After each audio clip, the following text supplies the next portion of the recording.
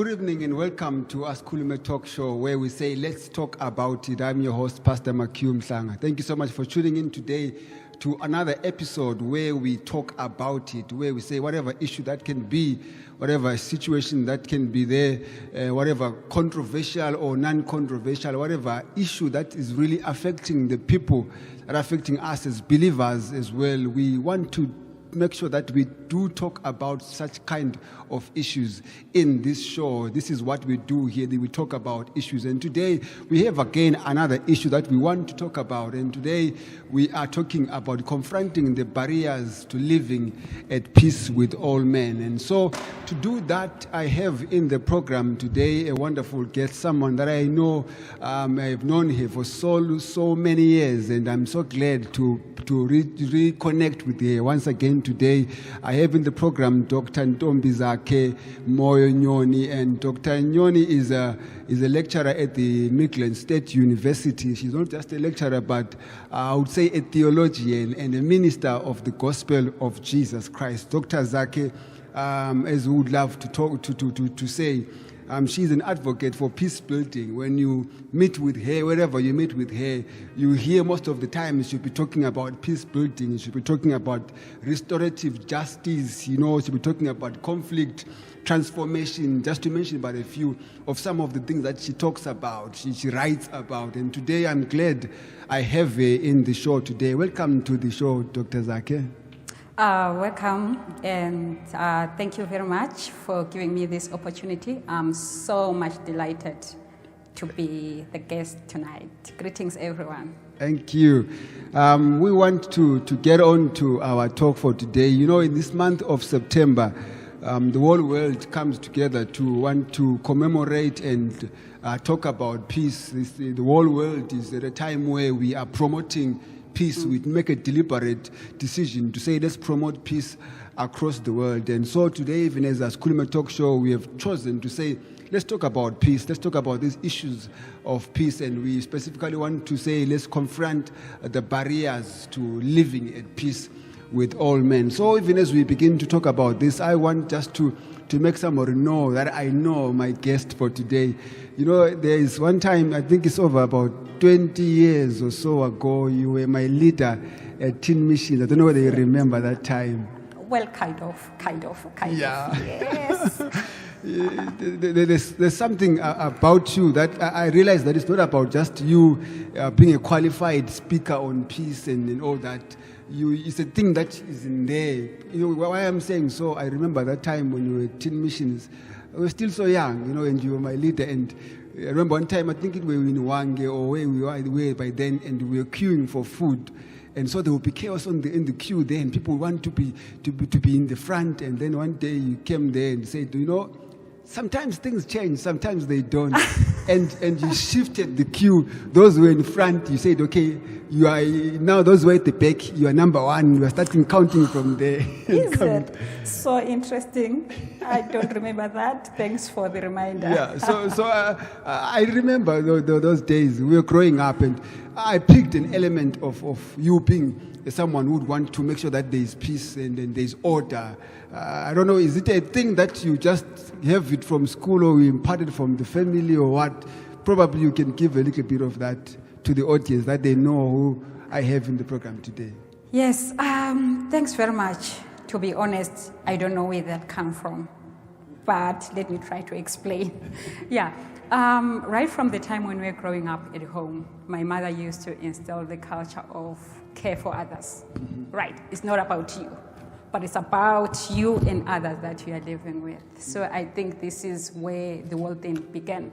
And later on, as I grew up, I think this whole thing of being on BIC, that I'm still, right, it instilled that culture of the BIC heritage, mm-hmm. the heritage of the church, mm-hmm. the value of maintain peace with another person next to me. I think is this one other thing that have motivated me, which actually became my source of motivation to go for my studies in peace building. Actually, okay. I'm holding a doctorate degree in peace building, okay. which is my area of specialization. Yeah. And the whole idea came from BIEC being a peace-loving church. So Okay. that became my source of motivation, and it's still my motivation for a peaceful community and a peaceful world. Wow. Yes, wow. thank you. Wonderful. Thank you so much for that. We want then to get into the issues that we want to discuss about. I'm sure we have a little bit of our guest today. Let's begin from the scripture. We want to take one text that I've read a number of times, preached from as well, and still continue to grapple with it. And this is Romans chapter 12 and verse 18. It says, if it is possible, as far as it depends on you, live at peace with everyone. I've read this text. I've gone through it a number of times, and I still enjoy exploring it because it always raises questions when people read it. I want to help us understand what Paul is saying to us in relation to peace here. Mm-hmm. That's a very interesting text. Very interesting, right? Of interest is the very fact that if we argue out that Paul wrote the book of Hebrews, Paul repeated the same idea in the book of Hebrews. Okay. Yes, according to Hebrews chapter 12, verse 14, he says, put every effort to be at peace with all men and strive for holiness, on which without no man can see God. Yes. So from Paul's angle, especially when we are taking the idea from the book of Romans, you notice that Paul is talking about having peaceful relationships with people around us. Right? And as he's writing, Paul is writing to the believers in Rome, the people who knew Christ, the people who had a relationship with Christ. He emphasized to them, if it is possible. I like the term if. That's where my issue is. If it is possible. Yeah. Why not just say, live at peace with all men? All just men. like sometimes we find Paul who just instruct and says, do this or don't do that or don't do that. But here, it seems as if it's suggestive or something like that. Yes. I think when we are looking right from the way he started talking about peaceful relations, he's bringing in that element of the struggle, which can be possible, linked to the world's sinful nature, which he seems to be pointing to throughout the book of Romans. He seems to be bringing out the fact that by virtue that we are human beings, that element of humanity can overpower us. But even if it can overpower us, we need to put effort to maintain peace with everyone. We need to make a deliberate effort, even if the odds around us are calling us to go for a different way. But we need to be in the nature of our Father, which is reminding me the very verse which is found in Judges 6, verse 24, where Gideon is making reference to God is Jehovah Shalom. Right? And I'm just thinking, what will it mean then if we constantly act against the person of God? Okay. If God is the God Jehovah Shalom, then, and us, we are in him. So maybe it brings in the essentiality of us having to make the deliberate effort of maintaining peace with everyone. You know, one thing that comes into my mind when I'm just being open-minded about it is he's saying, if it is possible. I tried to check even different versions. They all emphasize that element of if it is possible with you, as far as it depends on you. It seems as if he's giving someone an option to you can live at peace if you want to, or you can not live. You can choose not to live at peace with everyone. That's where probably the issue gets to be. Maybe some people are choosing not to live at peace. Is it an issue of us having to choose, or it's supposed to be a command? Why not having it being an emphasis, that being a command? Yes, I think what Paul is bringing about here is bringing out the very aspect that it is something which is dependent on the environment around us. Okay. Right. I can, by being me, by virtue of being me, try all my best to become peaceful, right? But the people around me, they influence or they determine my behavior in a way, right? It's more like in a situation where you are in a wrestling, right? Whenever you are in a wrestling, your response is influenced or shaped by the person that you are dealing with. Right, so this is the kind of element that Paul seems to be bringing out to say we can be pushed by the environment around us, but we need to, if it is possible, we need to strive to be above the environment around us and we remain true to peaceful living. Yes, so this is the kind of a picture that Paul is giving us, remaining true to peaceful living, even if the circumstances around us are calling for violence. If you can look at the world today, you see that everything is about fighting. Everything is about competing. Everything is about us versus them. Right, and all these are the conditions that can limit or prevent living at peace. All right. But he seems to be saying, in whatever circumstance it is, try all your best to be at peace with everyone. Right. So what becomes evident for me now is that indeed there are barriers to us being able to live at peace with all men. If he gets to a point where he has to say, if it is possible, and as far as it depends on you, it gives me a picture of somebody who's saying, I would want to live at peace, but my living at peace depends whether the person that I want to live at peace with is willing to live at peace with me. I sort of like have got control over myself living at peace, but then I cannot have control over the next person living at peace with me. Maybe, for example, in a situation of a husband and a wife. It depends. It is me who wants to live at peace together with my wife, but if my wife is not willing to live at peace with me, we might end up not living at peace with each other, but me have made an effort to have that happening. It's more like now there is my part to play and there is someone else's part to play, which you might not have control over. I don't know whether that makes sense. Yeah, exactly. Yeah, that's how I kind of view it. It's more like I need to practice peace within my space, right? Within my sphere of influence, I need to do my best to be at peace, right? I have a capacity of controlling my behavior, starting from my state of being, starting from my inner. I can control what I speak, and I can control the actions that I take.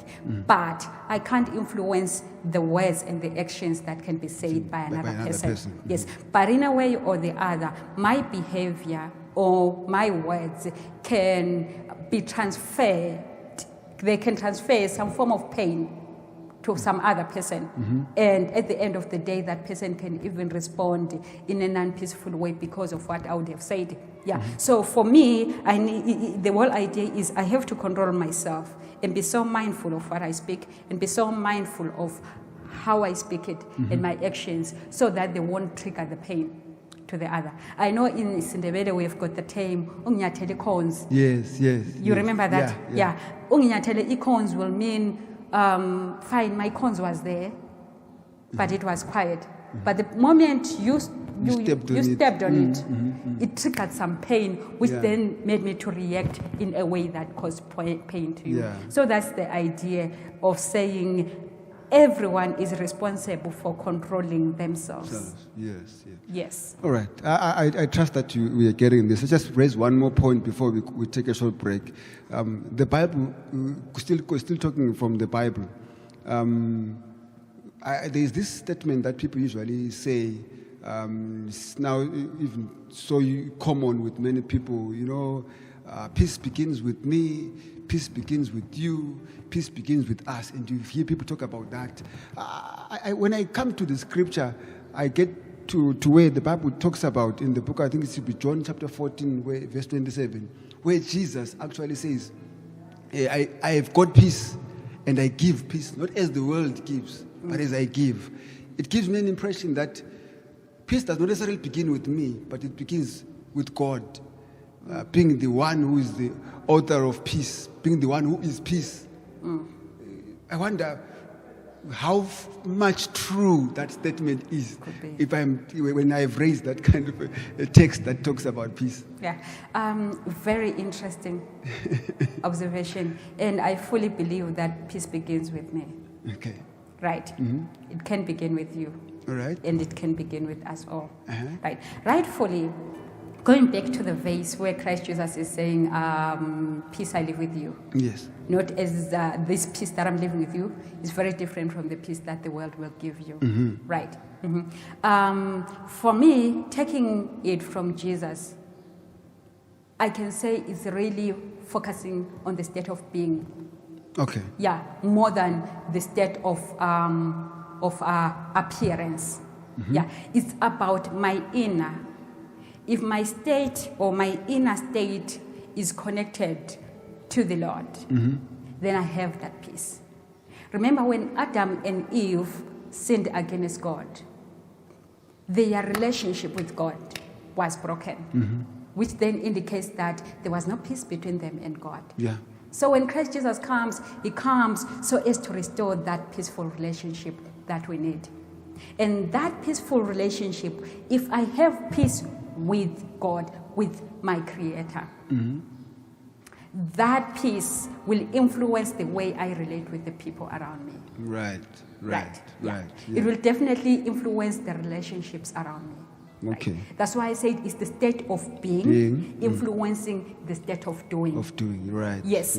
What I'm doing is influenced and is shaped by my inner. Okay. Yeah. Remember when Jesus says, from the abundance of the heart, the mouth speaks. Yes. So it's about the inner. Once myself is, if I have this sense of peace within me, I have the chance of transferring or of transforming the environment around me, or of transferring it to the people around me. Therefore, peace can begin with me.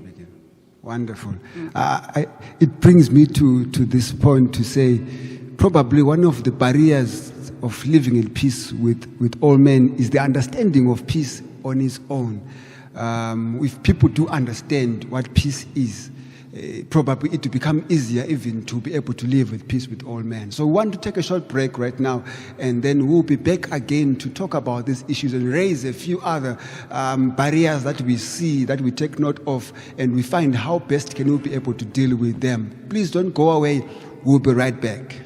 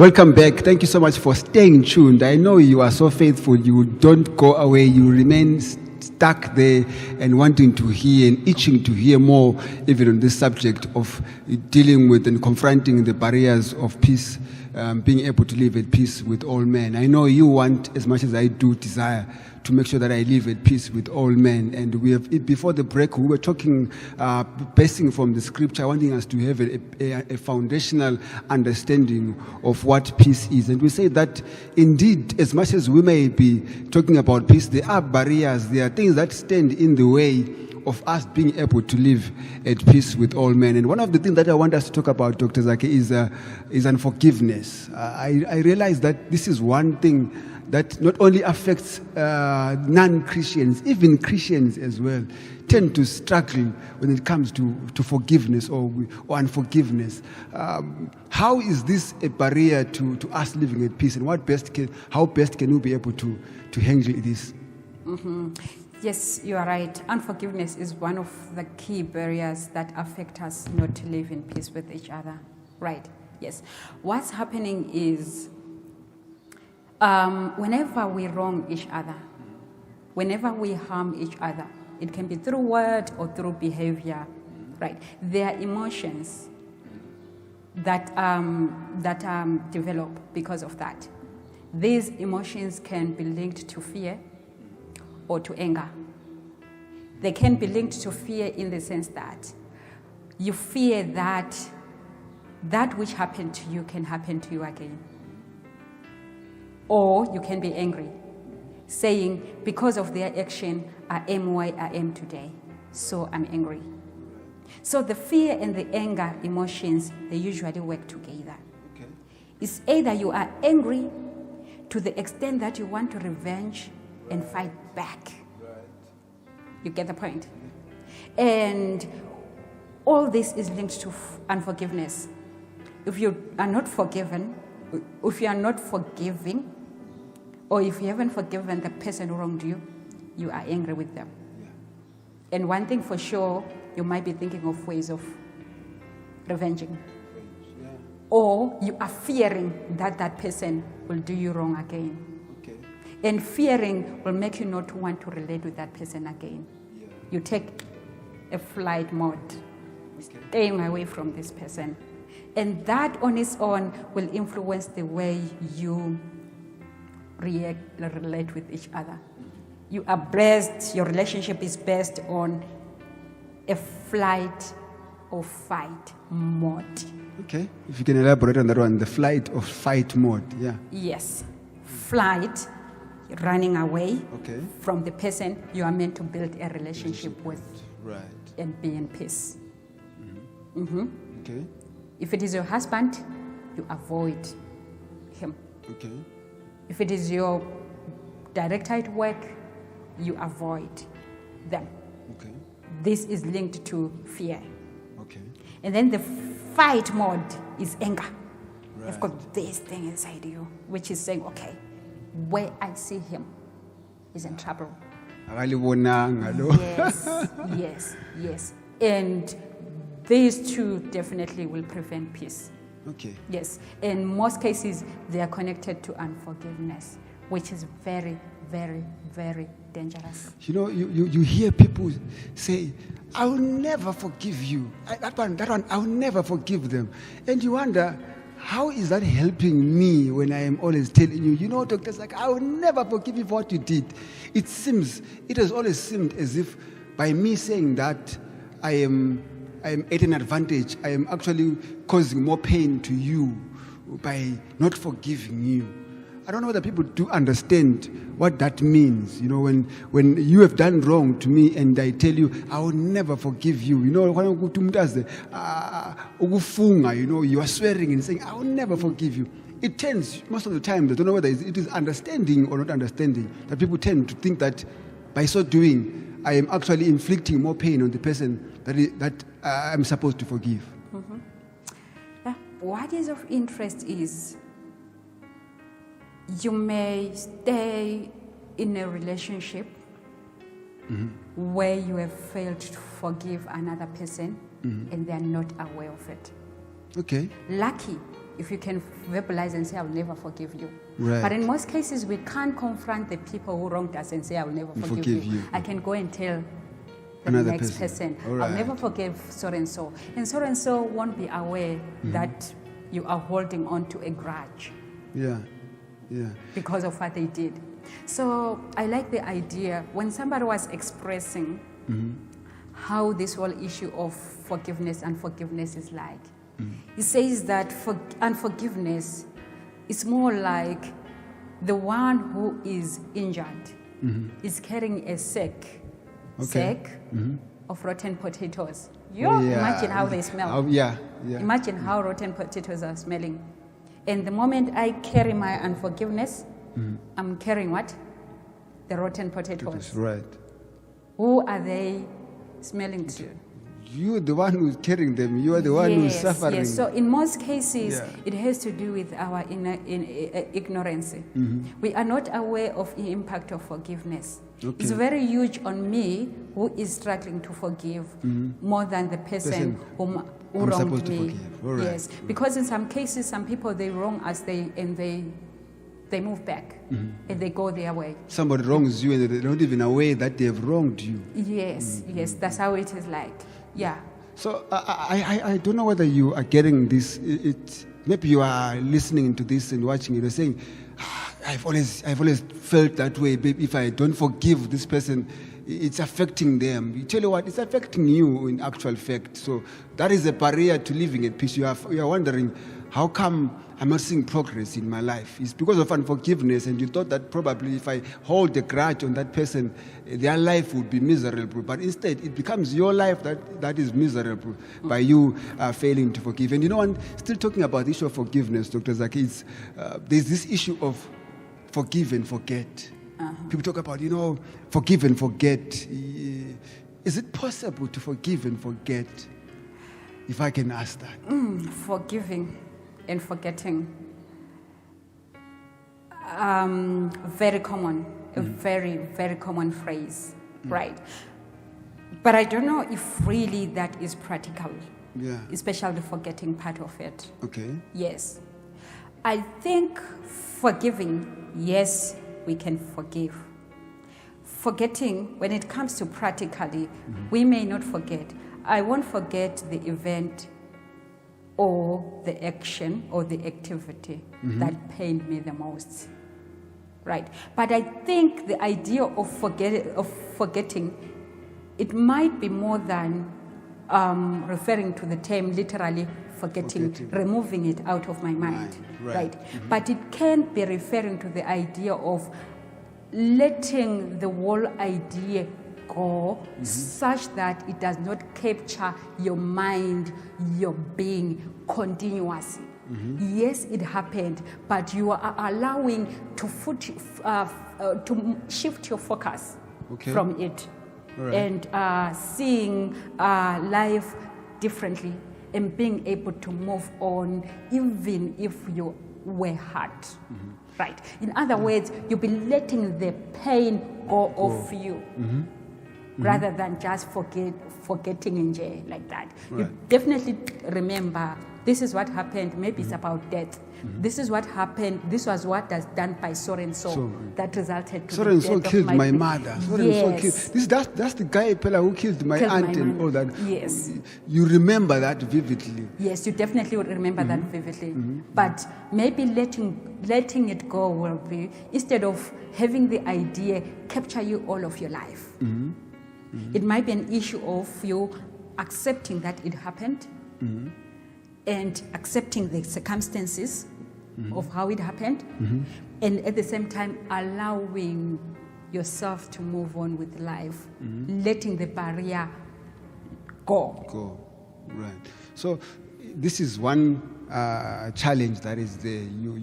So the issue here is the forgetting part is not necessarily about not having it being in your mind, but it's about how you respond to it when it comes to your mind. How you feel when you remember, when you see that person passing by and you remember that this is the person who did this and that. How do you react to that? How is your mind, and how do you feel at that moment when you see the person who did something wrong to you? It will determine whether you have really forgiven or not forgiven.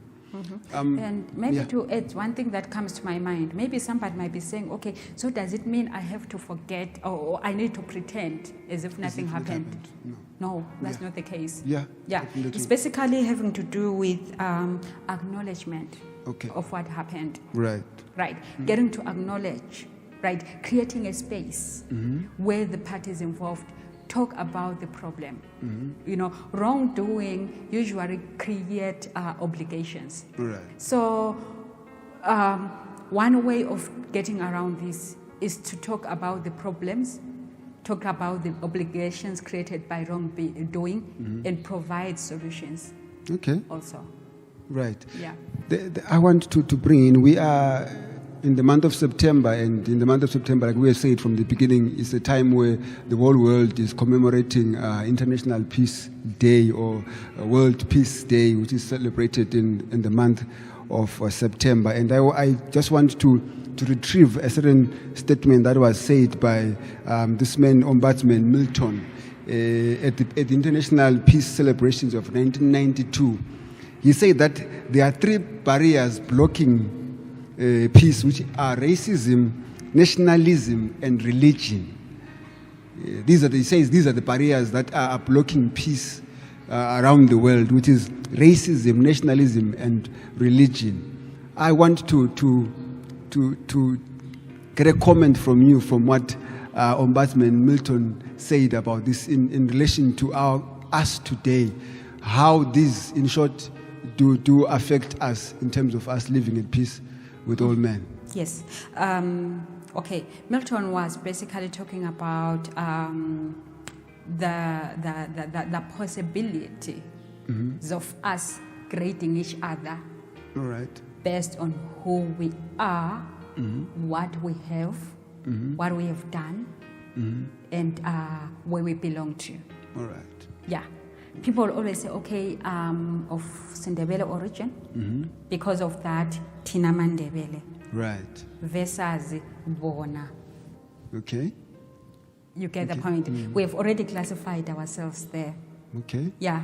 Which is same with the idea of religionism. Yeah. Where we are saying Tinama Christ versus Bona. You get the point? Yeah. So in other words, there is already some form of demarcation. Okay. Where we have set for ourselves some brackets. Us and versus them. You see? Yeah. The moment there is an us and a them, it reduces the possibility of togetherness, possibility of working together. And you see that in most cases, these are more like these things become the source of violence in societies. Why? Because we end up treating each other with some forms of inequalities. Okay. Yeah, we'll be saying, okay, let this type of people benefit this way, and this type of people be excluded from taking part in this and this because of these demarcations that we give each other. Yeah. So, yeah, these are at the heart of the problems we have in our societies today. Not only, to tell you, interestingly, these are also there in the church. I was about to get to that. I was about to go there to say, let's bring it here. Even in the church, talk about tribalism. I think it's still there in the church. Where are we going wrong? Where are we missing it? Where is the struggle in us being able to appreciate and embrace each other without having to look at them and us? Yeah, I think that's one issue that we need to talk about. This is Asikhulume Talkshow. We talk about these issues. It's one challenge that we have in the church. As we are talking like this, what is coming to my mind is the woman of Samaria and Jesus. Yes. Us, the Samaritans. Exactly. Versus the Jews. Right. Yeah. So, where are we missing it, and what can we do about this? Because it is living, it is there even today. Yes. Right now, as you are saying it, there is something which is going wrong. Yeah. There is something which is very, very wrong. But you'll see that all of it, or much of it, is linked to the aspect of unforgiveness. Right. You would discover that there were some forms of wrong act or some forms of wrong behavior that were done by one group towards maybe the other group. And at the end of the day, we had to embrace that these guys did this to us. So because of that, they are no longer our friends. They're not part of us. Right. Yes. And such perceptions have influenced the way we have treated each other in the past. We have treated each other with issues of exclusion. Yes. One tribe being excluded from benefiting resources, right? Maybe one tribe being favored at the expense of the other, right? And the anger of it is being transferred.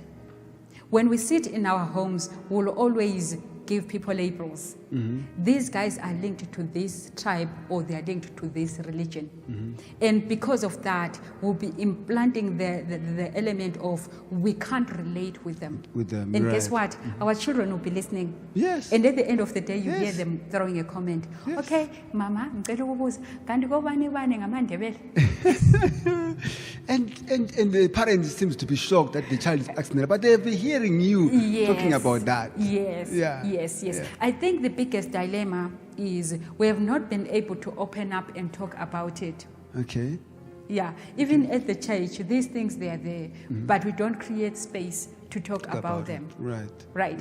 When I was once injured by a Changane speaking person, my view for the people who speak Changane remains negative. Negative. Yeah. Negative. But what would be good is for me to talk around the people who speak Changane around me and make them realize that they've got value in my life. Yes. Yes. Yeah. So as you are talking about solutions, how best we can deal about this thing, I think I'll point you to the Transforming Power Mandala. Okay. This is one concept that we use in peace building, especially when we are working with the alternative to violence projects. Okay. Where we are saying we need always to look for alternatives Right. of dealing with things. Instead of us doing things the way we keep injuring each other, yes. let's focus on other alternatives of bringing about the desired change. Right. When you look at the Transforming Power Mandala, it is presented, Okay. you will notice that from the middle, we've got what we refer to as the transforming power, Okay.